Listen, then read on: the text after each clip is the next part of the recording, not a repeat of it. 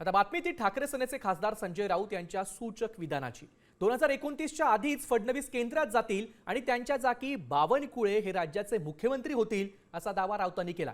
तर एकनाथ शिंदे कधीच मुख्यमंत्री होऊ शकत नाही असंही ते यावेळी म्हणालेत।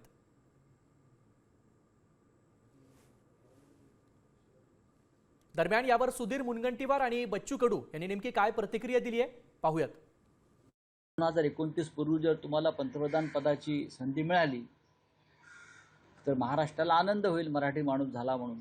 विदर्भातले चंद्रशेखर बावनकुळे हे देवेंद्र फडणवीस यांच्यानंतर मुख्यमंत्री पदासाठी योग्य नेते मला नेहमी दिसतात। एकनाथ शिंदे परत मुख्यमंत्री होणार नाही, अजिबात होणार नाही। त्याच्यामुळे या क्षणी ज्येष्ठ मंत्री म्हणून जर ते केंद्रात गेले, आम्ही तर म्हणून मुख्यमंत्री व्हा आपलं प्रधानमंत्री व्हा 2029च्या आधी, तर 100% मला असं वाटतं की चंद्रशेखर बावनकुळे यांचा विचार आणि शिफारस हे स्वतः देवेंद्र फडणवीसच करतात। त्यांना या संदर्भातली म्हणजे जी माहिती आम्हाला नाही ती त्यांना असते याचा मात्र हा विचार केला पाहिजे की भारतीय जनता पार्टीच्या नेत्यांना काही माहिती नाही आणि त्यांना माहिती आहे।